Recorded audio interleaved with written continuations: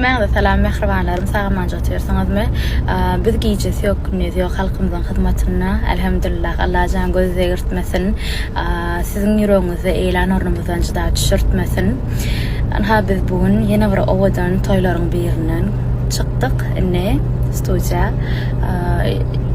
Odan gıyızımızın bukça aydımına golus koymana varyan.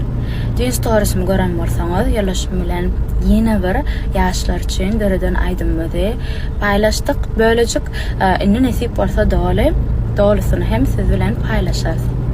O yüreğimizden çıkan setirler, yüreğimizden dören aydımlar yüreğimizi yeresin.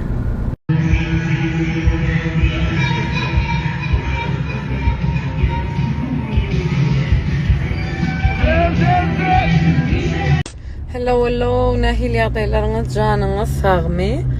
Yana biri iyidine teredeyin çıkacak bolsan deydi maşini. Menem yo özüm çıkarın edim. Şu özüm diyen tüzü haçanı koyurkam.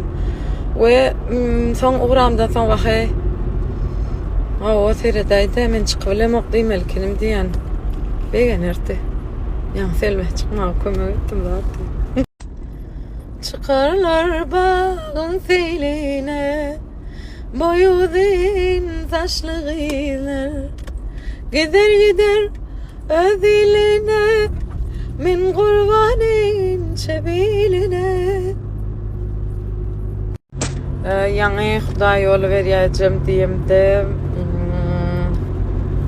kabul olsun yaptırlar köp Instagram iyileşlerimiz hemmenize sağ olun Allah kabul etsin Allah razı olsun canınız sağ olsun giden yerinizde sağ edin özünüze qov seredin özünüze qov seretseniz yanınızdakilara da qov seredersiniz şunun için özünüze qov seredin ilki. Hello nehili adaylarınız canınız sağ mı sağman işleyeniz mi bugün ecem sadaka etiptir şuna palav şeftirler hedir korkadayım kabul olsun.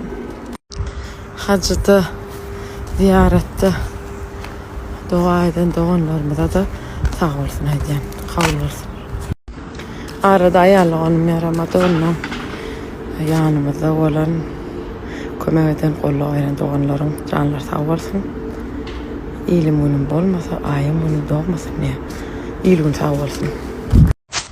Televizyon işleyenlerin yanına aylan ya da maralini padyaşka ver ya. Mon iyi sırağı yaman mehriban iyileşler. Ana tuğun yudular atmağa var yalar.